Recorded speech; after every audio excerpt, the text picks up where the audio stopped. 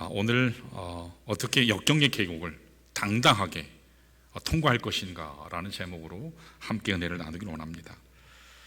한 형제가 있었습니다. 우리가 똑같이 열심히 살던, 믿음으로 살던 한 형제가 있었어요.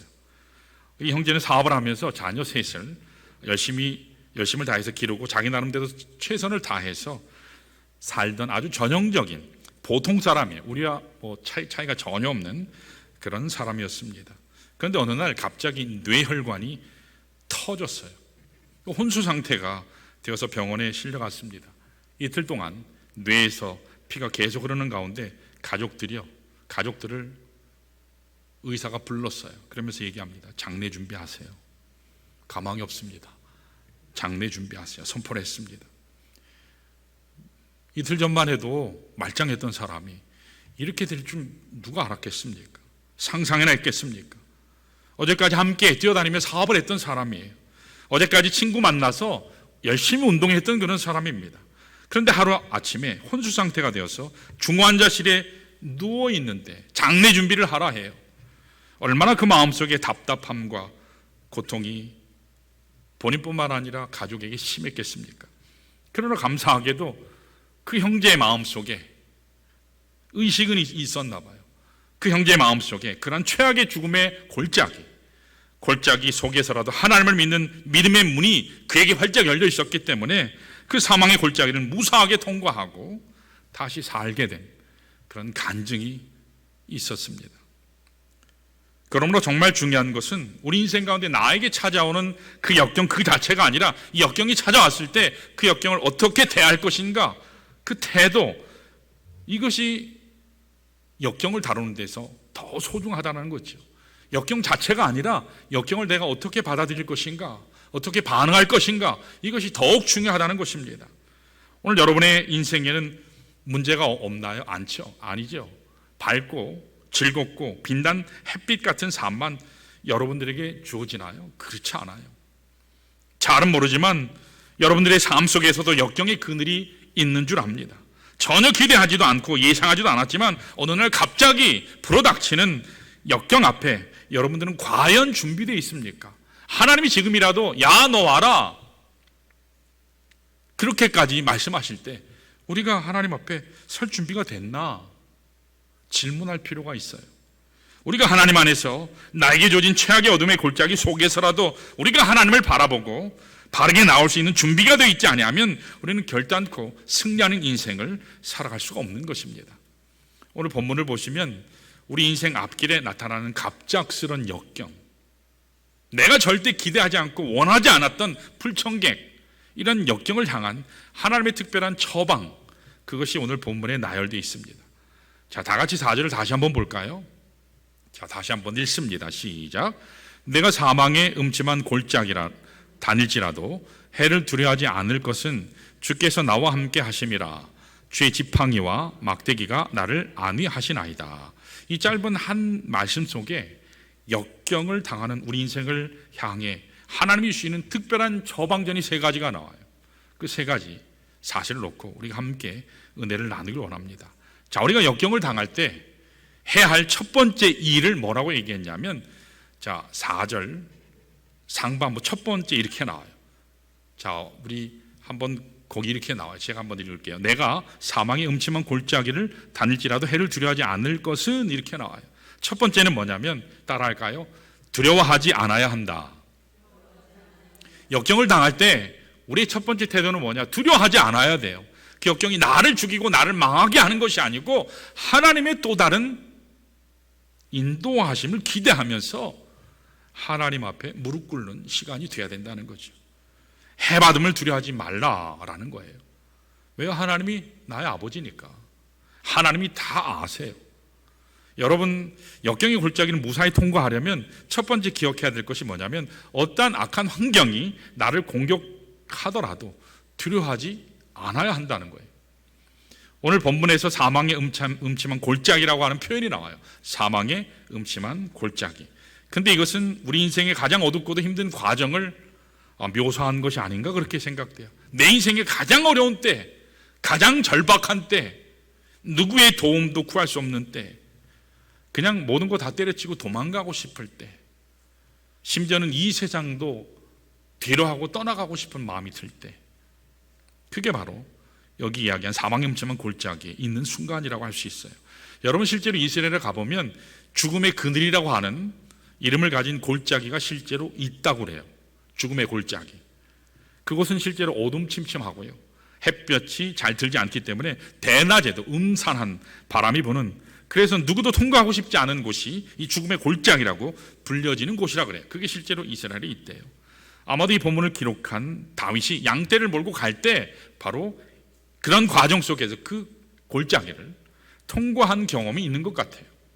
그때 이 다윗은 이와 같은 죽음의 골짜기를 통과할지라도 우리는 해받을 것을 두려워할 필요가 없다, 그렇게 이야기하고 있어요. 여러분, 죽음의 골짜기를 통과함에도 불구하고 다윗이 왜 해받을 것을 두려워할 필요가 없다, 그렇게 얘기했을까요? 최소한 두 가지 이유 때문이라고 생각이 돼요. 첫 번째는 뭐냐? 이 죽음의 골짜기는 계속되는 게 아니기 때문에, 계속되는 게 아니기 때문이에요. 영원히 계속되는 것이 아니기 때문입니다. 여러분에게 주어지는 역경이라고 하는 것은요, 언제나 일시적이에요. 일시적이에요. 반드시 그 역경이 끝날 때가 있다라는 사실이에요.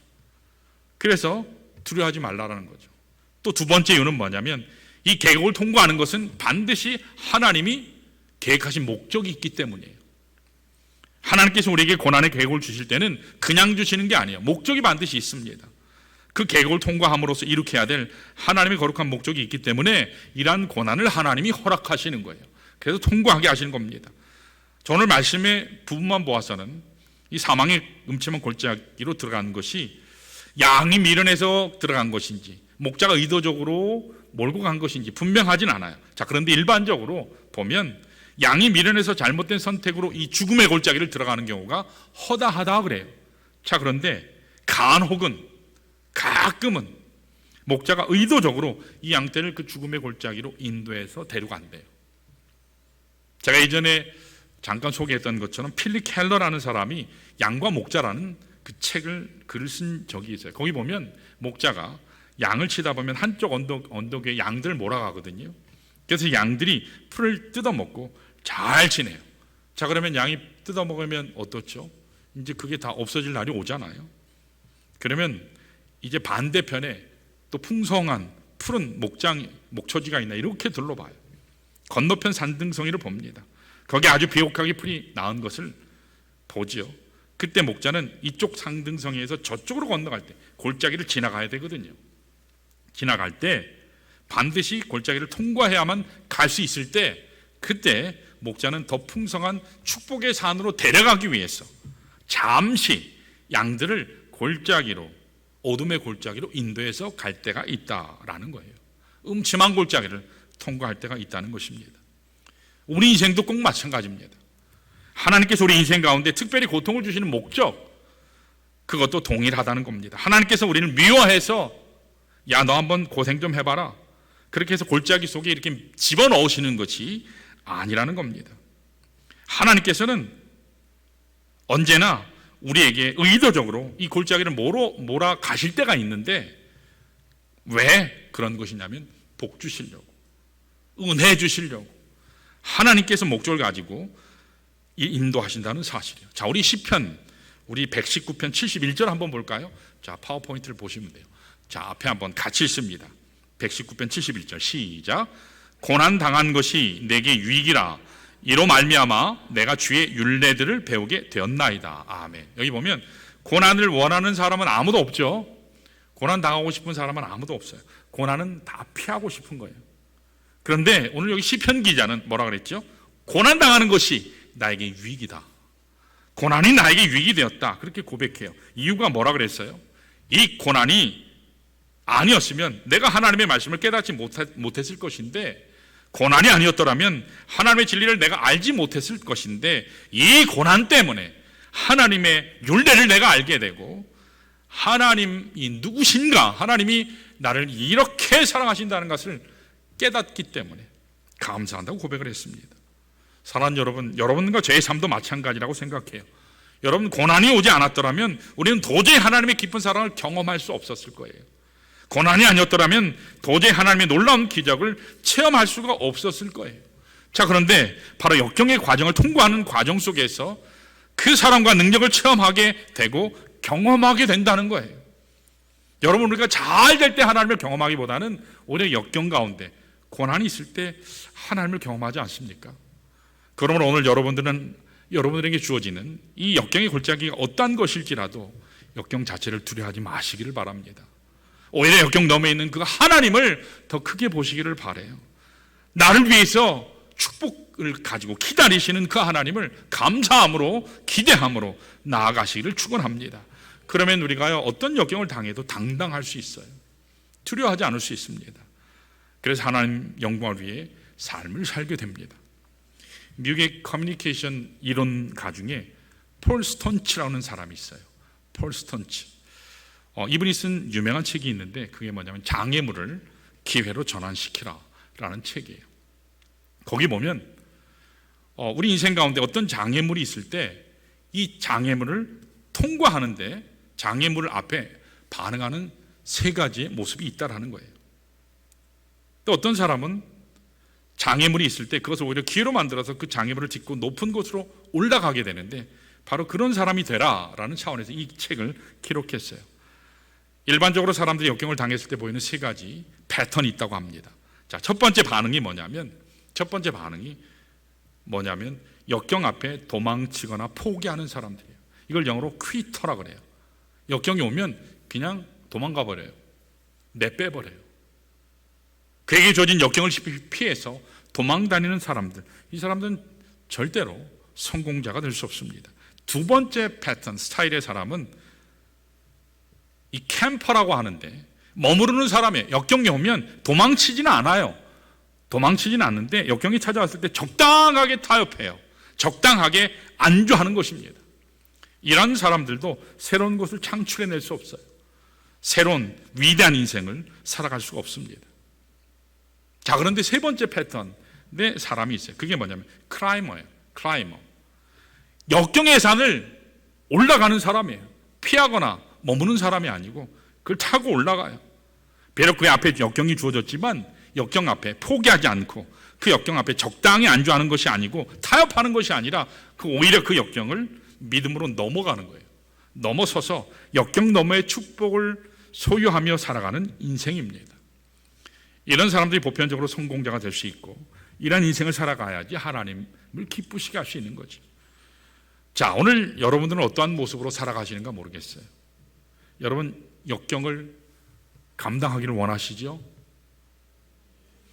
목사님, 전 역경이 없었으면 좋겠어요. 아예 없었으면 좋겠어요.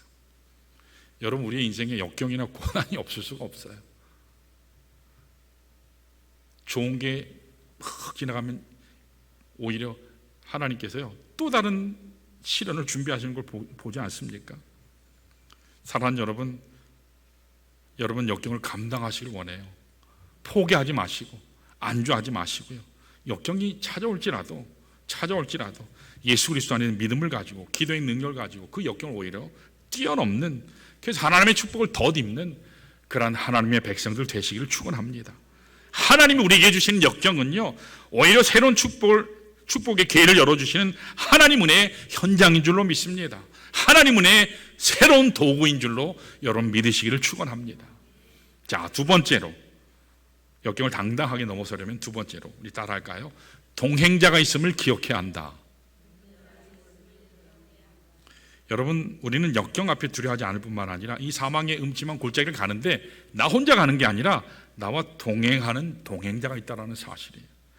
나 홀로 통과하는 것이 아니라 내 곁에 함께 계시는 분이 계신다라는 사실이에요. 여러분, 이게 얼마나 격려되는지 몰라요. 얼마나 위로가 되는지 모릅니다. 그런데 놀라운 사실이 무엇인지 아세요? 하나님은 우리가 성공하고 착하고 예쁘게 일을 할 때도, 아름답게 일을 할 때도 우리 곁에 계셔서 동행해 주시지만 우리가 최악의 어둠 속에 있을 때, 처절하게 홀로 있을 때, 누구도 찾아와 주지 않는 그 순간에 그때 하나님이 어떻게 하시는지 아세요? 야, 너 참 못났다. 내가 너 하는 꼴 보니까 너 그럴 줄 알았어. 너 혼자 한번 있어 봐야 돼. 그렇게 하시지 않아요. 우리를 박차고 떠나가시는 하나님이 아니세요. 오히려 하나님이 더 가까이 오세요. 더 가까이 오신다는 사실입니다. 오늘 본문을 자세히 보시면 이 사실을 확인할 수 있어요. 여러분, 이 하나님의 말씀 때때로 번역에 좀 문제가 있다, 아쉬움이 있다, 그런 말씀 많이 드리잖아요. 사실 오늘 여기 하나님 말씀 시편 23편 1절에서 4절 말씀을 보시면 조금 번역에 부족한 면이 있어요. 23편을 썼던 원래 내용을 보면 1절에서 3절까지에 나타난 하나님에 대한 묘사와 4절에 나온 하나님의 묘사가 달라요. 원문을 보면 달라요. 영어만 봐도 달라요. 제가 자세히 좀 설명을 드리면 1절에서 3절까지 묘사된 하나님은 3인칭으로 나와 있어요. 1인칭은 나고요, 2인칭은 너예요, 3인칭은 그 사람, 그 여자, 그렇게 표현하거든요. 3인칭 하면 그 사람이야 그러면 뭐죠? 멀리 서서 객관적인 사람을 표현할 때예요. 앞에 있는 바로 상대를 얘기할 때는 뭐죠? 나하고 지금 대면하는 사람이에요. 내 삶의 현장에 같이 이렇게 들어와 있는 사람을 표현할 때는 2인칭을 얘기해서 you 그렇게 표현해요. 그래서 우리 가족들은 바로 항상 you로 표현되거든요. 그런데 1절에서 3절까지는 하나님을 he라고 표현해요. 3인칭이에요. 자, 예를 들면 여호와는 나의 목자시니 내게 부족함이 없으리로다. 그가 이렇게 나와요. he, 그가 나를 푸른 풀밭에 누이시며. 3인칭 단수로 썼어요. he, 그는 이렇게 썼어요. 그리고 또 그가 나를 쉴 만한 물가로 인도하시는도다. 그라고 얘기했죠. he 표현했어요. 3절에 보면 그가 내 영혼을 소생시키시고 또한 그가 자기 이름을 위하여 인도하시는도다.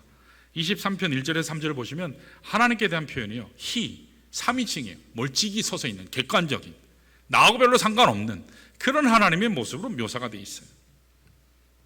멀리 서서 계시는 하나님이에요. 멀리 서서 계시는 객관적인 차원에 나를 이렇게 서서 바라보시는 하나님의 모습으로 1절에서 3절은 묘사되어 있어요. 우리 인생이 푸른 초장을 푸른 풀밭을 통과할 때에, 쉴만한 물가를 통과할 때도 하나님이 우리를 인도하시기는 하지만 그러나 그때는 멀찍이 서서 제3자 객관적인 그런 하나님의 모습으로 기록되어 있어요. 자, 그런데 4절 말씀을 보시면 갑작스럽게 인칭이 확 바뀌어요. 뭐라고 나오냐면 내가 사망의 음침한 골짜기를 통과하는 순간, 내가 최악의 어두운 공간을 통과하는 그때에는 이렇게 나와요. 주께서 나와 함께 하심이라. 자, 저기 색깔 표현되어 있죠. 주께서 나와 함께 하심이라. 이게 한글 번역은 부족한 게 많아요. 영어 성경 NIV나 KJV나 RSV를 보면 you라고 나와요. You are with me. 당신이 나와 함께 하신다. you라고 표현돼요. he가 아니라 he에서 you로 확 바뀌어요. 당신이 나와 함께 하신다. 지금까지 3인칭으로 묘사되어 있었거든요. 객관적인 하나님, 나의 하나님이라기보다 객관적인 하나님이 멀찍이 서서 나를 이렇게 지켜보시는 그런 하나님. 그런데 여기 와서 주께서 나와 함께 하심이라 라는 표현에서 그 하나님은 이제 나의 상황 속에 친히 들어와서 나와 함께 하시는 그런 하나님으로 바뀌어 있어요. 멀찍이 서서 계셨던 객관적인 차원의 내 인생을 주도하시는 그런 하나님이 아니라 내 삶 속에 실제로 들어오셔서 가슴과 가슴을 맞대고 얼굴과 얼굴을 맞대는 그런 하나님으로, 나 개인의 주권적인 나의 하나님이 되셔서 들어오신다는 사실이에요. 그게 내 삶을 붙드시는 하나님으로 묘사되어 있어요. 저는 여기에서 엄청난 위로를 받아요. 굉장한 위로를 받습니다. 격려를 받게 돼요. 사랑하는 여러분, 우리가 편안할 때, 내가 잘 살 때는, 잘 나갈 때는 하나님이 멀리 계셔도 별로 섭섭하지 않아요. 그렇죠? 뭐 내가 잘 먹고 잘 사니까, 건강도 하고 자녀도 잘 되고 내 사업도 잘 되고 외롭지 않고 심심하지 않으니까. 그렇죠? 근데 여러분, 그게 평생 그렇든가요? 뭐 부부 관계가 항상 좋아요? 자식하고 관계가 항상 좋아요? 내 건강에 항상 문제가 없습니까? 아니죠. 내가 잘 될 때, 잘 나갈 때는 불편함이 없어요. 불편함이 없어요. 그러나 내가 상처받고 내가 고통 가운데 처하고 나의 능력으로는 도저히 해결할 수 없는 산적한 일을 만날 때, 빠져나갈 수 없는 힘든 상황 가운데 내가 처했을 때, 그때 하나님이 내게 더 다가오신다는 거예요. 다가오셔서 더 개인적으로 터치하세요. 안아주세요. 그래서 이제는 제3자의 문제가 아니라 마치 하나님 자신의 문제인 것처럼 하나님이 친히 나의 문제를 안고 가시는 거예요. 이것이 바로 오늘 성경이 묘사하는 고통 속에서 함께 하시는 하나님이에요. 그 하나님, 여러분 이 하나님이 우리 하나님이신 줄로 믿으시길 축원합니다. 때때로 하나님 멀리 계세요. 나하고 별로 상관없는 하나님 같아요. 아니요, 그건 내 생각이에요. 사랑하는 여러분, 우리 인생길은 혼자 걸어갈 수 없어요. 함께 갈 자가 반드시 필요해요. 여러분 인생을 살면서 하나님 주신 가장 큰 축복이 가족이잖아요. 근데 가족도 때때로 어때요? 남같이 느껴질 때 있죠. 처절하게 나 혼자 있는 것처럼 느껴질 때가 있어요. 그래서 우리는 근본적으로 우리 인생에 함께 갈 자가 필요해요. 그분이 바로 누구예요? 이 땅에 우리를 위해서 오시고 죽어주시고 부활하신 우리 영원한 목자 예수 그리스도인 줄로 믿습니다. 예수밖에 없어요. 오늘 세상 사람들이 나를 돕기는 하지만 사람들의 도움이라고 하는 것은요 한계가 있어요. 어떤 부분까지는 도와줄 수 있지만 어떤 부분 이상은 돕고 싶어도 돕지 못하는 경우를 우리는 서로 알아요. 이건 물론 만들어낸 이야기라고 생각이 돼요. 어떤 부부가 한번 이런 대화를 나눴습니다. 하루는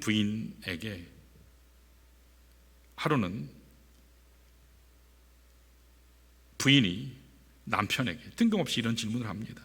여보, 만일의 경우에 나하고 당신 엄마하고 아들이 물에 빠졌어. 동시에 빠지면 누구 제일 먼저 건질 거야? 쓸데없는 질문인데 제 아내는 이런 질문 안 해서 참 감사해요. 이 질문을 왜 했는지 몰라요. 뜬금없는 질문을 하니까 남편이 굉장히 난감하죠. 뭐라고 대답해야 될지 모르잖아요. 누구냐고, 누구 먼저 구할 거냐고 계속 체근하니까 그냥 말할 필요도 없이 먼저 어머니를 건져야겠지.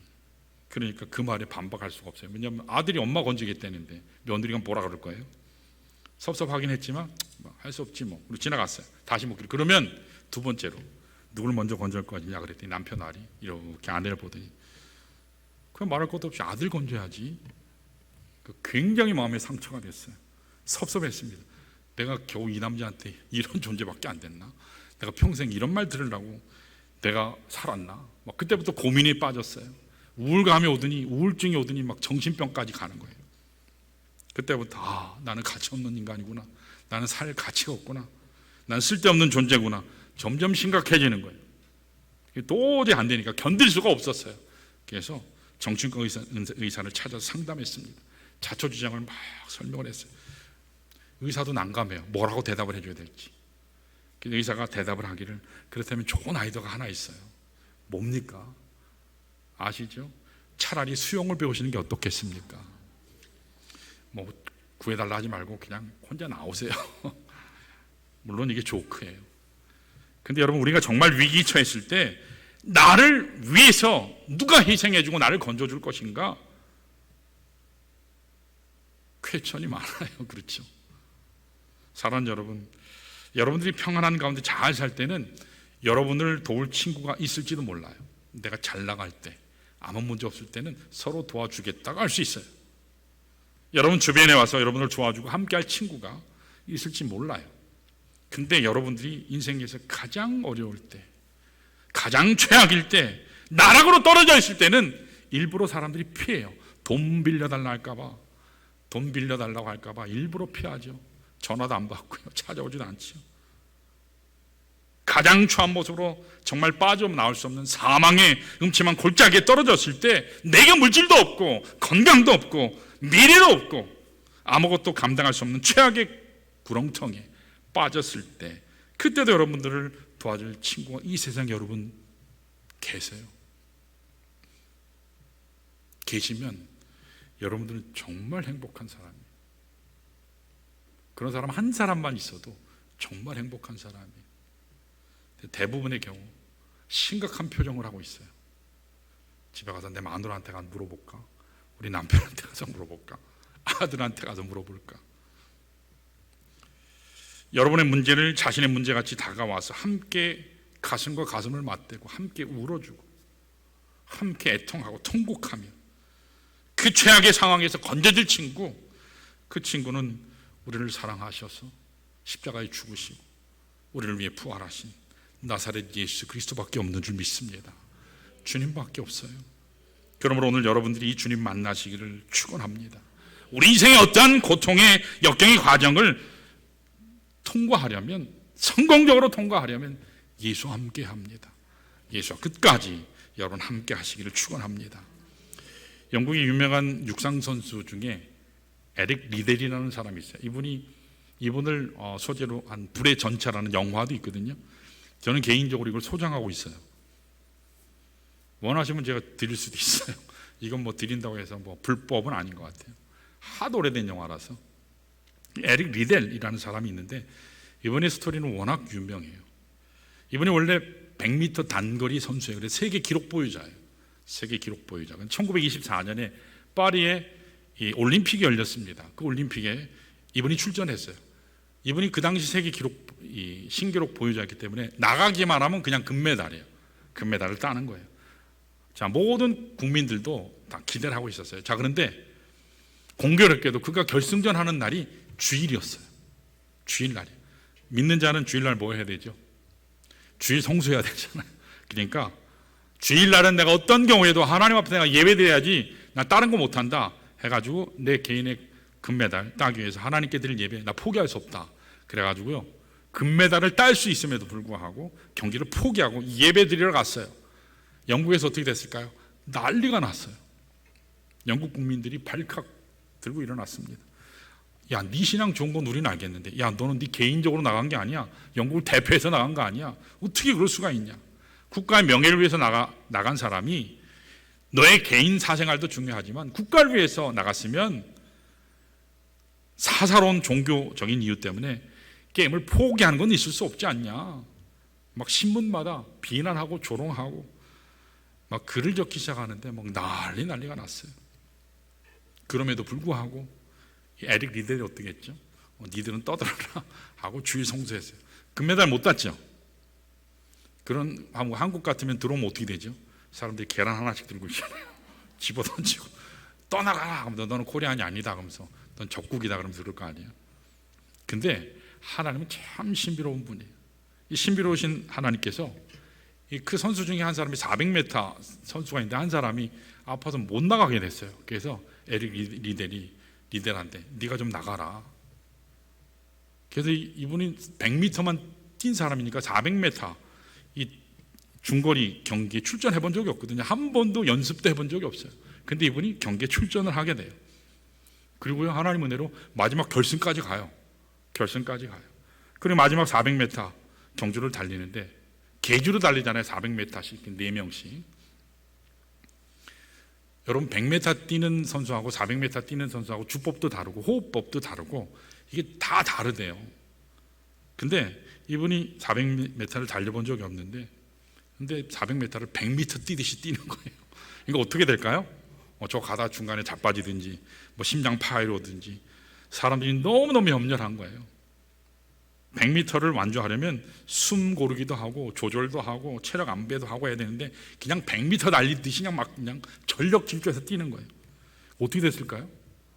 사람들이 난리 났어요. 아유, 메달은 날아갔다. 그런데 이분이요, 완주했는데 100m 달리듯이 끝까지 400m를 뛰었어요. 놀라운 일이 벌어진 거죠. 그래서 다들 놀래가지고 나중에 기자들과 인터뷰를 하게 됐어요. 기자가 묻습니다. 당신 어떻게 400m를 100m 뛰듯이 그런 식으로 뛰어서 완주를 할 수 있었습니까? 그러니까 에릭 리델이 뭐라 했는 줄 아세요? 웃으면서, 처음 200m는 제가 죽을 각오를 혼자 열심히 뛰었지만 나머지 200m는 하나님께서 직접 뛰어주셨어요. 그렇게 간증을 했습니다. 처음에 200m는 나의 노력으로, 나의 힘으로 뛰었던 시간이었지만 내가 더 이상 뛸 수 없는 그 순간에는, 나머지 부분에는 내 심장이 파열될 것 같은 그런 극악한 고통의 상황이 있는 그 200m는 내가 아니라 하나님이 대신 달려주셨습니다. 그렇게 간증을 했어요. 사랑하는 성도 여러분, 오늘 우리 인생도 마찬가지입니다. 내 힘으로 잘 달려갈 수 있어요. 그런데 끝까지 갈 수 있나요? 완주는 하나님이 함께 하셔야 완주할 수 있습니다. 내 힘으로 하는 게 아니에요. 우리 혼자 힘으로 절대로 끝까지 달려갈 수 없어요. 나 혼자 달릴 수 없고 내 힘으로는 도저히 능가할 수 없는 그런 인생의 고통의 계곡이 우리에게 닥쳐올 수 있습니다. 그때 여러분들을 대신해서 뛸 수 있고 여러분과 함께 동행해 줄 수 있는 목자이신 하나님이 필요해요. 하나님이 필요합니다. 오늘 여러분 모두가 이 목자이신 예수님을 깊이 만나시기를 축원합니다. 여러분 혼자 뛰려 하지 마세요. 어느 정도 신앙생활 하다 보면 교만이라는 게 생기거든요. 그래서 뭐 이쯤은 나 혼자 할 수 있어. 기도도 안 해요. 말씀 앞에 무릎 꿇지도 않아요. 여러분 어떤 경우에도 그것이 크든 작든 항상 주님 앞에 나아가시기를 축원합니다. 그래야 사망의 음침한 골짜기를 통과할 때 여러분 복된 그 축복의 길로 여러분들이 나갈 수 있어요. 자, 이와 같이 사망의 음침한 골짜기를 통과할 때 첫 번째 필요한 게 뭐예요? 두려워하지 않아야 돼요. 두려워할 필요가 없어요. 두 번째는요, 우리와 함께 끝까지 동행하실 목자이신 예수 그리스도와 함께 달리는 거예요. 자, 마지막 세 번째 따라할까요? 하나님의 보호하심과 인도하심을 신뢰해야 한다. 여러분 하나님의 인도하심, 이 보호하심을 신뢰해야 돼요. 자, 우리 4절 하반부를 보시면 목자가 가지고 다니는 두 개의 장비가 있어요. 우리 한번 읽어볼까요? 자, 색깔 친 부분에 같이 한번 읽습니다. 자, 시작. 주의 지팡이와 막대기가 나를 안위하시나이다. 아멘. 여기 보시면 이스라엘 목자들이 가지고 있는 두 가지 장비가 있었어요. 그 한 가지는 뭐라고요? 지팡이에요. 이 지팡이는 양들을 인도할 때 사용하는, 일반적으로 우리가 알고 있는 목자들이 바른 길로 이렇게 인도해 주는 그런 장비를 말해요. 예수님께서도 가지고 계시는 지팡이가 바로 이거였어요. 자, 그런데 또 한 개의 장비가 있어요. 그게 뭐냐? 막대기예요. 막대기. 막대기라고는 보고가 나오는데 이건 지팡이하고 달라요. 이거는 무기예요. 일종의 무기. 원래 이 끝부분에 쇠붙이가 달려 있거든요. 그래서 맹수들이 달려들 때 그것으로 그들을 물리치기 위해서 사용했던 것이 막대기입니다. 그래서 양떼를 지켜다가 맞을 맹수가 찾아오잖아요. 그래서 자기 사랑하는 양을 몰아가려고 하면 목자가 그 막대기로 휘둘러서 맹수를 쫓아내서 양을 보호하는 겁니다. 그러니까 오늘 우리의 목자이신 하나님이 여러분의 인생을 주도하실 때 때때로는 안전하게 지팡이로 인도하실 때도 있지만 어떤 때도 있어요. 여러분들을 공격하는 맹수나 또 수많은 악한 자들이 여러분들을 공격해 올 때 이 막대기로 하나님께서는 여러분들을 보호해 주신다라는 사실이에요. 그런데 이같이 지팡이를 들고 막대기를 들고 목자가 우리를 보호해 주시기 때문에 우리가 어떤 축복이 주어진다고 말씀하시죠? 안위함을, 안전함과 위로를 받는다, 그렇게 말씀하세요. 사랑하는 여러분, 여러분 마음이 좀 평안하세요? 돈 걱정 때문에 힘든 거 아니세요? 건강 때문에 힘든 거 아니세요? 인간 관계 문제 때문에 힘든 거 아니세요? 아니면 내가 맡고 있는 사역 때문에 여러분 힘든 거 아니세요? 여러분, 우리가 언제 마음에 평안을 갖게 되는지 아세요? 내가 하는 일이 잘 풀릴 때요? 물론 그럴 수도 있어요. 그러나 정말로 내 안에 평안이 찾아올 때는요, 정말로 우리 마음이 안심되는 때는요, 나와 함께 가시는 그 하나님이 어떤 위기가 찾아올지라도 나와 함께 하셔서 나를 보호하실 때예요. 하나님이 나를 보호하실 때입니다. 어떤 인생의 맹수 앞에서라도 그분이 나의 철저한 방패가 되어 주셔서 내가 통과하는 그 지점이 비록 엄청난 인생의 사망의 골짜기일지라도 나는 염려할 필요가 없게 된다는 사실이에요. 그때 여러분 내 마음에 완전한 차원의 평안, 안식을 갖게 되는 겁니다. 사랑하는 여러분, 오늘 여러분들을 보호하실 자가 누굴까요? 여러분들을 보호하고 행복하게 해줄 것이 뭘까요? 돈이죠. 돈이죠. 가족이죠. 건강이죠. 아니죠. 하나님이죠. 하나님이 우리를 지키실 유일하신 분이에요. 여러분 자신도 아니고요, 여러분 친구도 아니고요, 국가도 아니고 시스템도 아니에요, 조직이 아니에요. 바로 천지 만물을 창조하시고 그리고 나를 이 세상에 누구보다도 지극히 사랑하시는 우리 목자이신 하나님만이 여러분 인생을 끝까지 지키시는 유일한 보호자가 되시는 줄로 믿습니다. 우리 삶을 살다 보면 가끔 성급한 판단으로 나에게 주어진 인간적인 생각으로 하나님이 나를 보호해 주시지 않는다 원망할 때가 우리에게 있어요. 여러분 삶을 살면서 하지 말아야 될 것 중에 하나가 후회라는 거예요. 후회예요. 하나님이 나를 사랑하시지 않는 것 같아. 하나님이 내가 그때 이걸 잘못해서 하나님이 나와 함께 하시지 않는 것 같아. 내가 그때 이렇게 했었으면 좋았을 텐데. 여러분 후회를 자꾸 하게 되면 안 좋은 것 중에 하나가 뭐냐면 자존감이 낮아져요. 난 뭘 해도 안 되는 존재구나. 그리고 또 문제가 뭐냐? 선택 장애가 와요. 내가 이걸 선택하면 또 이런 일을 또 당할 것인데. 그래서 내가 하나님 앞에 내가 최선을 다함에도 불구하고 하나님이 나와 함께 하시지 않는 거 아니야? 나는 이렇게 애쓰고 노력하는데 왜 하나님은 나와 함께 하시지 않는가? 우리는 성급하게 판단할 때가 굉장히 많아요. 원망만 하나요? 그리고 남 탓해요. 남 탓해요. 나중에는 심하면 자기 자체, 존재 자체를 아주 경멸하는 그런 때까지 가요. 여러분 그러나 하나님은 반드시 하나님의 방법대로 여러분과 저를 지키시고 항상 보고 계신다는 사실, 보호한다는 사실 여러분 기억하시길 바라요. 어떠한 고난 가운데 있을지라도 역경 가운데 있을지라도 하나님은 하나님의 목적을 이루시기 위해서 더 위대한 하나님 차원의 목적을 성취하시기 위해서 우리에게 가끔 아픔도 주세요. 골짜기도 허락하세요. 어떤 때는 캄캄해서 보이지 않는 사망의 음침한 골짜기에 그런 역경도 허락해 주시지만 하나님은 언제나 완전한 보호자가 되셔서 반드시 우리의 삶을 책임지시는 하나님이신 줄로 믿으시기 바랍니다. 우리가 이 믿음을 가지고 주님 앞에 나아가면 여러분 두려워하지 않게 돼요. 어떤 문제가 닥쳐올지라도 여러분 떨지 않습니다. 해받음을 두려워하지 않는 유일한 이유는 바로 하나님이 나의 음침한 사망의 골짜기 가운데 함께 친히 오셔서 동행하신다는 사실, 그것 때문인 줄로 믿습니다. 여러분 오늘 이 아침 이 하나님 만나시기를 축원해요. 이 시간에 우리 모두 일어나셔서 우리 하나님 말씀 기억하면서 다 같이 기도하겠습니다.